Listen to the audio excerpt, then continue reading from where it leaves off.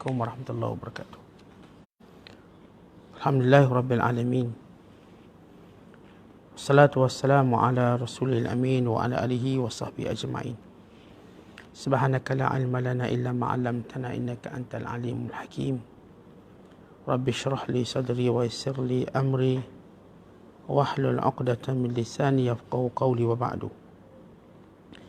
Qala al-musannifu rahimahullahu ta'ala wa nafa'ana Allahu bihi wa bi'ulumihi fid dharain amin. Telah berkata Imam Al-Allamah Abul Qasim Abdul Karim bin Hawazin Al-Kushairi, semoga Allah Ta'ala merahmatinya dan kita mendapat manfaat serta barakah ilmunya.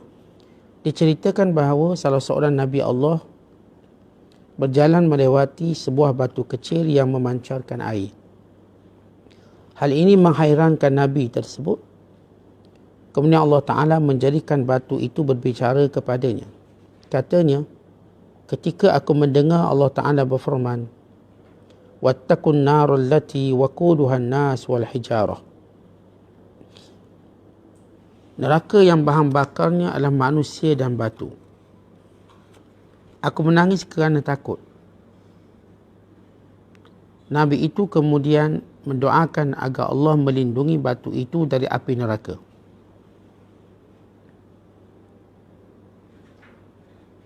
Dan Allah lalu mewahyukan kepadanya, aku telah menyelamatkannya dari neraka. Maka Nabi itu lalu meneruskan perjalanannya. Ketika dia kembali melewati batu itu, dia melihat air menyembur darinya seperti sebelumnya, yang membuatnya hairan. Sekali lagi Allah menjadikan batu itu dapat berbicara. Dan Nabi itu lalu bertanya, mengapa engkau masih menangis? Sedangkan Allah telah mengampunimu. Batu itu menjawab, sebelum ini aku menangis kerana takut dan sedih. Sekarang aku menangis kerana syukur dan gembira. Dikatakan orang yang bersyukur bererti dirinya telah meningkat kerana dia berada di hadapan anugerah Allah Subhanahu Wa Taala. La in syakartum la azidannakum. Jika kamu bersyukur, nescaya aku akan menambah nikmatku kepadamu. Orang yang sabar berada bersama Allah kerana dia berada di hadrat dia yang memberikan cubaan. Allah Ta'ala berfirman, innallaha ma'as sabirin. Diceritakan bahawa suatu perutusan datang kepada Umar bin Abdul Aziz radhiyallahu ta'ala anhu. Di antara mereka seorang pemuda. Dia mulai berbicara. Umar berkata kepadanya, hendaklah yang tua-tua dulu berbicara. Mendengar itu, si pemuda berkata, wahai Amirul Mukminin, jika urusan diserahkan kepada orang berdasarkan usianya, maka banyak orang di kalangan kaum muslimin yang lebih tua daripada anda. Maka Umar lalu memerintahkan kepadanya agar meneruskan bicaranya. Pemuda itu menjelaskan, kami bukanlah perutusan yang menyampaikan keinginan. Bukan pula perutusan yang menyampaikan rasa takut mengenai keinginan. Maka kemurahan anda telah memenuhi keperluan kami. Dan tentang soal takut, keadilan anda telah pun mengamankan kami dari ketakutan. Maka Umar pun bertanya kepadanya, lantas siapa kamu ini? Dia menjawab, kami adalah perutusan yang menyampaikan terima kasih. Kami datang untuk menyampaikan terima kasih kepada anda dan sekarang kami akan pulang. Syair berkata, alangkah malangnya bahawa syukurku adalah diam atas apa yang telah kau lakukan, sedangkan kebaikanmu berbicara. Aku melihat anugerah darimu dan aku menyembunyikannya kerananya, dan aku telah merompak tangan dia yang pemurah. Diceritakan bahawa Allah Ta'ala menyampaikan wahyu kepada Musa AS. Aku melimpahkan rahmatku kepada hamba-hambaku, mereka yang dicuba dengan penderitaan maupun mereka yang dihindarkan darinya. Musa bertanya, mengapa pula terhadap mereka yang dihindarkan dari penderitaan? Allah Ta'ala menjawab, dikarenakan kecilnya syukur mereka atas dihindarkannya mereka dari penderitaan itu. Dikatakan, pujian kepada Allah adalah untuk nafas dan syukur untuk anugerah panca indera. Dikatakan juga, pujian dimulai dengan dia dan syukur adalah bahawa engkau mengikuti permulaan ini. Dan sebuah hadis sahih dikatakan bahawa orang pertama yang dipanggil masuk syurga adalah orang yang bersyukur kepada Allah dalam setiap keadaan. Dikatakan pula pujian adalah untuk apa yang tidak diberikan dan syukur untuk apa yang telah dilakukan. Diceritakan bahawa seorang sufi mengkhabarkan, dalam satu perjalanan aku melihat seorang syekh yang sudah lanjut usia. Lalu aku bertanya kepadanya tentang keadaannya. Dia menjawab, pada masa mudaku, aku jatuh cinta pada saudari sepupuku dan dia pun mencintaiku. Keluarga kami lalu menikahkan kami. Pada malam ketika orang menghantarnya ke rumahku dengan arakan pengantin, kami berkata, mari kita gunakan malam ini untuk bersyukur pada Allah Ta'ala atas nikmatnya, mempersatukan kita. Kami pun menghabiskan malam itu dengan solat. Dan masing-masing tidak punya waktu untuk yang lain. Pada malam yang kedua kami mengatakan hal yang sama. Dan selama 70 atau 80 tahun kami melakukan hal yang sama setiap malam. Bukankah demikian wahai isteriku? Isteri yang sudah tua membenarkan seperti yang Syekh katakan. Muslimin dan muslimat, sidang jemaah, sidang penonton yang dirahmati Allah sekalian. Kita berada dalam fasa-fasa terakhir huraian kita terhadap syukur pada Allah berdasarkan kitab Ar-Risalatul Al-Qusyariyah. Yang pertama, Al-Imam Al-Qusyari bawa satu cerita. Kalau kita baca dalam surah At-Tahrim, surah yang ke-66 ayat ke-6, bila Allah Ta'ala berfirman, Ya ayyuhalladzina amanu qu anfusakum wa ahlikum nara. Naran, wahai orang beriman, jagalah diri kamu dan keluarga kamu daripada api neraka. Dan Allah mensifatkan, menyebut neraka itu waquduhan nas wal hijarah, yang menjadi bahan bakarnya, yang menyebabkan dia marak terus menyala, ialah manusia itu sendiri dan juga batu. Mukjizat Al-Quran menceritakan tubuh badan kita ni, tuan-tuan sekalian, boleh membesarkan api. Dalam diri kita ni ada minyak, yang bila api terkena pada badan, dia akan tersebar dengan begitu cepat. Sebab itu kita dengar orang terbakar, rentung dan sebagainya. Artinya, semua manusia ini secara kejadiannya sudah punya potensi untuk menjadi bahan bakar. Kerana itu, Allah Ta'ala sentiasa ingatkan manusia supaya mempersiapkan diri, memelihara diri daripada api neraka. Kerana salah satu bahan bakarnya kita. Dan Nabi SAW menyatakan, wattaqun nar walau bisyikki tamrah. Takutlah api neraka, walaupun dengan derma sebelah kurma. Kerana memang tuan-tuan, kita ni secara kejadiannya memang pembakar api neraka secara kejadian. Dan satu lagi ialah batu. Kerana sifat batu itu mengekalkan kepanasan. Maka bila diceritakan seorang Nabi sedang berjalan, dia melihat satu batu kecil yang daripada batu tadi memancar air. Hairan dia, kebiasaan air terpancar daripada batu-batu yang besar. Maka Allah Ta'ala menjadikan batu ini boleh berbicara. Maka Nabi ini bertanya, kenapa kamu menangis? Kemudian batu itu berkata, ketika mana aku mendengar firman Allah Ta'ala, bahawa neraka itu bahan bakarnya ialah batu, maka aku bimbang aku menjadi salah satu daripada bahan bakarnya. Kemudian Nabi ini mendoakan kepada Allah supaya batu ini tidak termasuk dalam batu-batu yang menjadi bahan bakar neraka. Lalu Allah Ta'ala memperkenankan, memustajabkan doa Nabi tersebut. Maka Nabi tadi meneruskan perjalanan. Waktu dia kembali, patah balik untuk kembali ke tempatnya, dia lalu lagi dekat batu ini, dia nampak airnya, Masya Allah, makin deras. Maka dia berkata kepada batu ini, kenapa kamu masih menangis? Air tadi terpancut keluar. Lalu kata batu ini, yang Allah Ta'ala izinkan dia berbicara. Nabi ini, bukankah Allah Ta'ala telah menyelamatkan kamu menjadi salah satu bahan api neraka?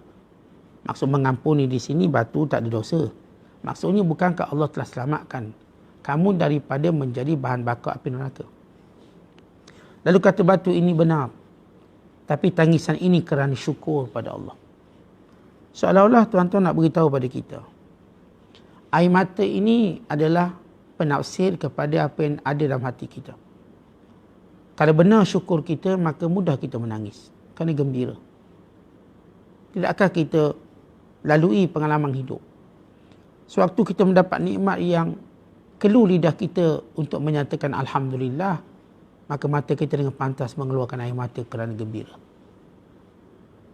Maka air mata yang bersyukur ini akan dicatat oleh Allah sebagai air mata yang bersyukur. Yang menjadi asbab kepada Allah Ta'ala menambahkan nikmat dan menambahkan kurniaannya. Sebab itu kata ulama, seorang bila mana bersyukur, dia sudah mengangkat dirinya, martabatnya di sisi Allah. Kenapa? Kerana Allah Ta'ala kata, kalau kamu bersyukur akan ku tambah. Maka syukur itu menambahkan nikmat dan menambahkan kedudukan di sisi Allah. Ada nikmat yang Allah berikan sebagai ujian, ada nikmat yang Allah berikan sebagai tanda kedudukannya di sisi Allah. Bagaimana kita katakan begitu? Ya, secara umum semua nikmat Allah Ta'ala sebut dalam Al-Quran. Liyabluwakum ayyukum ahsanu amala. Untuk menguji kamu. Untuk menguji kamu.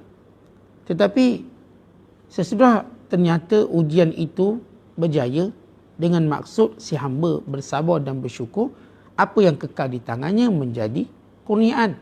Kerana itu kurniaan itu menjadi pahalanya di hari akhirat kelak. Harta. Tentu bila harta ni bersyukur, kita pun derma, kita pun infak, kita pun belanja pada jalan yang baik, ia menjadi harta kita. Ia adalah kurniaan. Dan ini disebut oleh Nabi SAW, zahaba ahlud duthur bil ujur. Orang kaya membawa pahala yang banyak.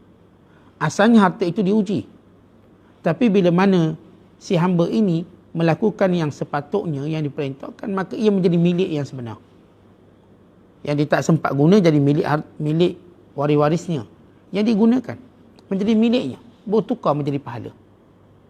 Maka inilah dia kedudukan yang tinggi. Sebab itu satu ketika seorang ulama yang bernama Sufyan bin Uyainah bertemu dengan seorang ulama besar yang bernama Ja'far bin Muhammad bin Ali bin Husain. Imam Ja'far yang terkenal, tabi'in yang mulia. Dia kata, wahai imam, wahai syekh, hadis ni, tolong bacakan kepada aku hadis. Atau tolong nasihati aku dengan nasihat yang baik. Lalu kata Ja'far bin Muhammad bin Ali bin Husain, banyaknya kebaikan yang boleh aku beri, aku boleh kongsikan dengan kamu.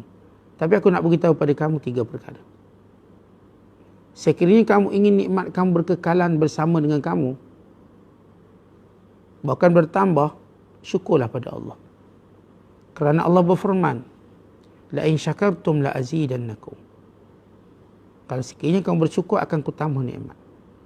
Dan sekiranya kamu merasakan rezeki kamu lambat, macam lambat je rezeki datang, perbanyakkan mengucapkan istighfar. Kerana Allah Ta'ala berfirman, faqultu astaghfiru rabbakum innahu kana ghaffara yursilis samaa'a 'alaikum midrara wa yumdidkum bi amwalin wa banin wa yaj'al lakum jannatin wa yaj'al lakum anhara. Dan aku berkata kepada kaumku, beristighfarlah, mohonlah ampun pada Allah. Allah akan menurunkan kepada kamu hujan yang mencurah-curah, dan akan memperbanyakkan harta benda kamu dan anak pinak kamu, dan akan menjadikan bagi kamu sungai-sungai yang terus mengalir dan kebun-kebun yang menghijau. Dan nasihat yang ketiga, bila mana kamu punya masalah dengan orang yang berkuasa, bila kamu ada masalah dengan orang yang berkuasa atau pemerintah atau sultan, maka perbanyakkan menyebut la haula wala quwata illa billah. Kerana kalimah la haula wala quwata illa billah adalah kunci segala kesukaran, kesusahan, dan ia adalah khazanah syurga. Lalu kata Sufyan bin Uyainah, 3 perkara. Maka katanya Abu Abdillah begitu cepat memahaminya. Tiga benda, tuan-tuan sekalian, perlu menjadi dasar hidup kita. Banyakkan bersyukur.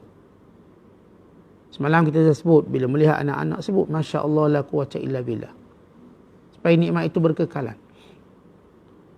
Dan bila kita rasa rezeki kita lambat sampai, banyakkan istighfar. Istighfar membuka rezeki. Termasuk rezeki itu ialah ilmu. Lambat faham. Saat saya mengaji lama dah, tapi tak faham. Duduk, majlis ilmu tak faham, banyakkan istighfar. Maka kita akan faham. Sebagaimana kita sebut hidup ini, antara Alhamdulillah dan Astaghfirullah. Alhamdulillah kerana nikmat Allah tak pernah putus. Astaghfirullah kerana kita sentiasa berdosa kepada Allah Ta'ala. Kemudian diceritakan bahawa orang yang sabar sentiasa bersama dengan Allah. Kerana Allah Ta'ala bersama dengannya, kerana Allah berfirman, Inna Allaha ma'as sabirin, Allah bersama orang sabar. Kerana sabar ini juga tuan-tuan ialah asas kepada syukur itu sendiri. Seorang tidak mampu mendapat syukur melainkan dia melalui jalan sabar. Dia sabar, dia bersyukur pada Allah. Maka ia antara pintu yang berkait antara sabar dan syukur. Satu ketika Umar bin Abdul Aziz memanggil semua ketua-ketua kampung, pemimpin-pemimpin masyarakat untuk mengadu. Ada nak mengadu apa-apa ke, nak minta projek apa-apa ke. Lalu mereka berkumpul. Tiba seorang budak, seorang kanak-kanak remaja memulakan percakapan. Lalu kata Umar bin Abdul Aziz, duduk. Al-kabir, mulakan. Utamakan orang tua.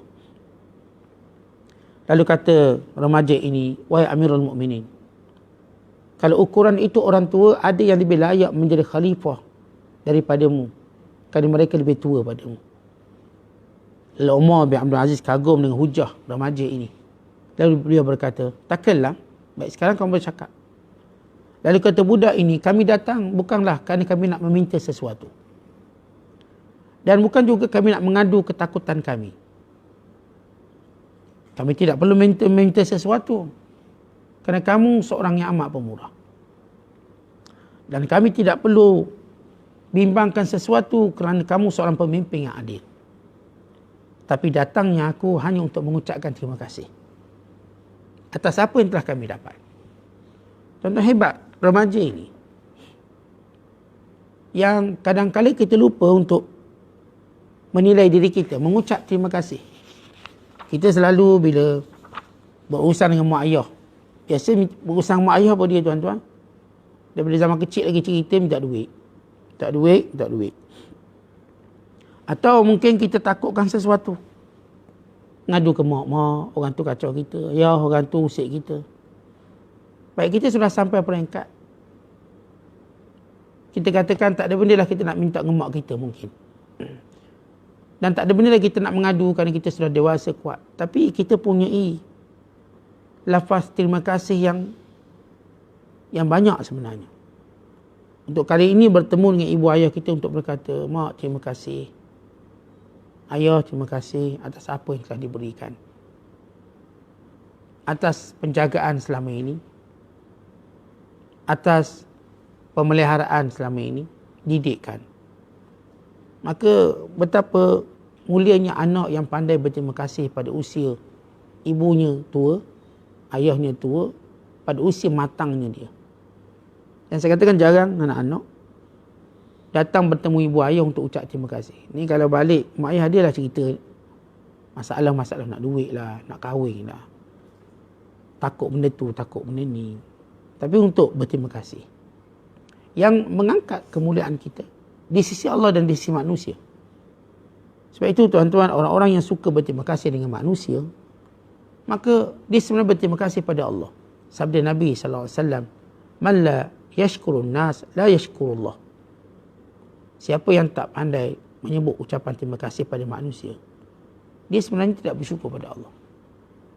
Maknanya kalau tak boleh latih diri dia untuk berterima kasih dengan setiap kebaikan yang dia dapat, maka apatah lagi kepada Allah Ta'ala. Kisah Nabi Allah Musa AS, di mana Allah menurunkan wahyu kepada Musa Lalu dia berkata, bahawa Allah berkata, aku melimpahkan rahmat pada hamba-hambaku yang diuji, sama ada di kalangan orang yang sakit atau kalangan orang yang mendapat nikmat. Lalu kata Musa, ya Allah, yang diuji kami faham, kamu merahmatinya. Sebab dia sedang diuji dengan musibah dan sebagainya. Tapi yang dapat nikmat, apa musibahnya? Kata Allah, yang dapat musibah, yang dapat nikmat, itu juga musibah kerana kurang bersyukurnya. Tapi aku tetap merahmatinya. Tuan-tuan sekalian, kita seringkali berinteraksi, bercakap tentang musibah kita dan memohon rahmat Allah. Maka Allah merahmati kita, berikan kita kesabaran, kekuatan menghadapi ujian hidup. Tapi bila kita mendapat nikmat, kita tidak sedar syukur kita itu berkurangan. Namun Allah Ta'ala tetap menyambungkan nikmat. Kalau ikut, kalau tidak Allah merahmati kita, nescaya kita dah tak dapat nikmat. Sebab itu seorang ulama bertanya dengan seorang ulama yang lain. Ia muhasabah. Dia kata gini, banyak mana yang Allah buat yang kamu tak suka? Banyak mana? Dan banyak mana yang Allah buat kamu suka? Maksudnya tuan-tuan, dalam hidup kita, banyak mana sebenarnya kita diuji sehingga kita rasa tak suka benda tu? Banyak mana? Cuba bilang. Pernah Ustaz, saya nak masuk U tu tak dapat. Lagi, saya nak kahwin dengan perempuan tu tak dapat. Lagi, sebut nikmat. Sebut apa yang pernah Allah tak beri pada kamu, pada sangkaan kamu. Walaupun kita dah nyatakan semalam, tak beri Allah kerana kasih sayang Allah pada kita. Bukan tak beri kerana kedekut. Maka, cuba lihat kembali. Bilang nikmat. Berapa banyak benda yang Allah bagi kita tak suka. Yang kebanyakannya kita suka. Banyak benda yang Allah bagi ni kita suka. Hanya sedikit mungkin yang kita tak suka. Dan kita tanya balik, banyak mana pula kita buat amalan yang Allah suka? Allah dah buat banyak benda yang kita suka. Ya, kita nak berkahwin, Allah pemudahkan perkahwinan. Kita nak zuriat, Allah berikan zuriat. Dan banyak nikmat kita tak minta Allah bagi. Dan yang mencukupkan keperluan kita. Baik, Allah buat benda-benda yang kita suka banyak. Tapi banyak mana pula yang Allah suka kita buat. Maka di sini kita bilang balik, betapa cuainya kita dalam bersyukur kepada Allah Subhanahu Wa Taala. Kemudian kita lihat ada satu kisah yang menarik. Suami isteri yang tidak pernah bersama sepanjang kahwin. Kisahnya lelaki ini, tuan-tuan sekalian, dia nak sangat berkahwin dengan sepupu dia. Dan akhirnya dia dapat kahwin. Sepupunya mencintai dia, dia pun mencintai sepupunya. Pada malam pengantin, malam pertama, dia hantar pengantin perempuan ke rumah dia. Maka dia berkata pada isterinya, marilah kita bersyukur pada malam ini dengan melakukan solat. Kerana Allah beri nikmat, kita dapat disatukan. Lalu mereka melakukan solat sehinggalah subuh. Solat malam. Keesokan hari mereka bekerja. Si rumah, si perempuan menyiapkan kerja rumah, si suami mencari rezeki dan nafkah. Dan malam berikutnya mereka buat benda yang sama. Itu yang mereka lakukan puluhan tahun. Masya Allah. Lalu lelaki ini yang bercerita kisah berpaling pada isterinya, bukankah begitu wahai isteriku? Saya kata, ya bang. Bayangkan sampai umur 70 tahun, puluhan tahun berkahwin. Mereka tak pernah bersama kerana mereka nak bayar syukur pada Allah Ta'ala. Tuan-tuan sekalian, realitinya, kalau kita mendapat nikmat satu je, lalu kita nak bersyukur pada Allah, tak mampu kita bersyukur sampai hari kiamat. Apa tak lagi nikmat yang banyak? Atas satu nikmat yang Allah beri pada kita. Kalau kita benar-benar nak bersyukur sampai kiamat pun tak boleh, tak mampu bersyukur dengan sepatutnya. Apa tak lagi nikmat yang cukup banyak? Sebab itu tuan-tuan, syukur ni bukan sekadar kita sebut Alhamdulillah. Sana ada beza perkataan hamdun dengan syukrun. Dua-dua kalau kita terjemah makna pujian. Syukur. Hamdun kita sebut Alhamdulillah. Syukrun adalah amalan-amalan kita. Kata ulama, siapa yang menyebut syukur cuma dengan mulut, umpama dia ialah seorang yang memegang pakaian di tangannya tapi tidak memakainya, tidak menyelimuti tubuhnya. Tapi seorang bersyukur dengan mulut dan dengan perbuatan anggota badan, dia seperti memakai pakaian yang lengkap, yang memelihara badannya daripada sejuk dan panas, dan menjaga aurat maruahnya. Jadi kalau setakat syukur kat mulut tuan-tuan, dia macam kita pegang baju kat tangan tapi tak pakai. Kita ni telanjang bogel, duk pegang pakaian tu kat tangan. Syukur kat mulut je, Alhamdulillah, Alhamdulillah, Alhamdulillah. Tapi kalau syukur dengan perbuatan sekali, umpama ialah kita memakai pakaian itu, maka ini syukur kepada Allah Subhanahu Wa Taala. Kerana itu tuan-tuan sekalian, berbicara tentang syukur satu perkara yang perlu dimuhasabah setiap hari.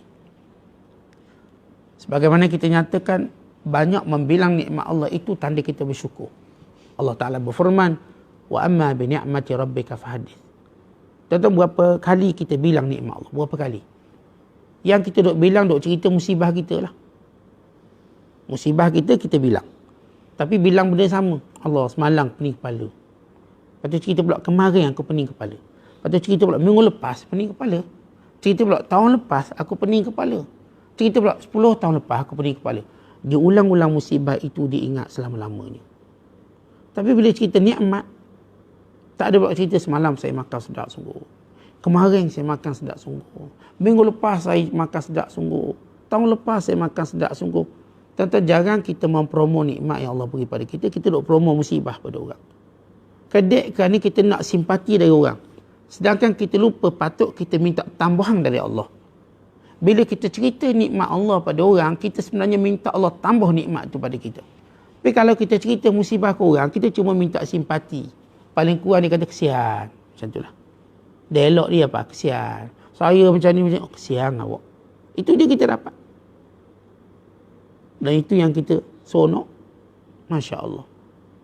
Yang patut kita seronok bila Allah menjadikan nikmat yang bertambah dengan kita bersyukur. Sebab itu, membilang-bilang nikmat Allah ini cara untuk kita bersyukur. Sebut Alhamdulillah, saya dapat isteri yang baik, anak-anak yang baik, rezeki yang baik. Alhamdulillah, saya dapat sahabat-sahabat yang baik. Alhamdulillah, saya mendapat guru-guru yang baik. Alhamdulillah, saya mendapat ilmu-ilmu yang baik. Alhamdulillah, saya dapat teguran nasihat yang baik. Tentu ada seorang ulama namanya Ibnu Sammak. Ibnu Sammak dijumpa dengan seorang khalifah. Khalifah ini berkata padanya, wahai tuan guru, nasihatkan aku. Lalu kata Ibn Sammak, aku akan nasihatkan kamu dengan satu je nasihat. Andai kata, aku ada segelas air. Dan kamu dalam kehausan yang melampau. Berapa sanggup kamu bayar untuk segelas air aku ini? Berapa banyak kamu nak bayar? Lalu jawab khalifah ini, aku akan bayar kamu dengan seluruh kerajaanku. Lalu kata Ibn Sammak, tuanku, lihatlah kekayaan tuanku cuma senilai segelas air sahaja. Segelas air je nilainya. Berbanding harta kita banyak, nilainya segelas air. Tuan-tuan, kita kalau sakit buah pinggang, doktor kata nak pulihkan boleh. Semua kosnya 5 juta. Contohlah. Kalau kita boleh jual semua aset kita untuk dapat kesembuhan, pasti kita lakukan. Lihat, besarnya nikmat Allah. Hanya satu buah pinggang. Ada seorang hamba Allah. Dia terkena breast cancer. Barah payudara. Dia ni kaya. Dia menyangka dengan kaya, dia boleh dapat balik kesihatan. Dia pergi pada satu hospital di Singapura. Dan hospital tak apa, kita boleh rawat. Kos permulaan 25 juta Sing dollar. Dan dia bayar. Kerana dia banyak duit, dia bayar. Ternyata tak sembuh. Dia belanjakan lagi duit, dan duit yang dia belanjakan tuan-tuan hampir 170 juta dolar. 170 juta dolar untuk mendapat kesembuhan daripada barah payudara. Kini dia mati juga. Tuan-tuan lihat nilainya. Yang kita lupa untuk bersyukur kesihatan kita ni. Kita duk cerita, oh kalau seronok dia jutawan, banyak duit. Kita lupa nikmat yang kita ada sudah menjadikan semua jutawan. Kita semua adalah jutawan. Kalau nak nisbah dengan nikmat dunia, kita jutawan semua. Tuan-tuan, tangan kita berapa harga? Tetapi nak nisbah dengan akhirat, kita tak ada apa-apa. Sebab itu kita diajar untuk beribadat, untuk mendapat sesuatu di akhirat. Untuk dunia tuan-tuan, kita dah jutawan sebenarnya. Dengan segala nikmat yang Allah beri pada kita. Tapi untuk akhirat kita tidak ada jaminan apa-apa. Cuma kita diingatkan ramai di sana yang muflis. Ramai di akhirat menjadi muflis. Maka kerana itu tuan-tuan, kita bersegera melakukan ibadat ketaatan. Moga kita tidak muflis, moga kita menjadi orang syukur yang paling kaya di sisi Allah Subhanahu Wa Taala. Wallahu a'lam bissawab. Assalamualaikum warahmatullahi wabarakatuh.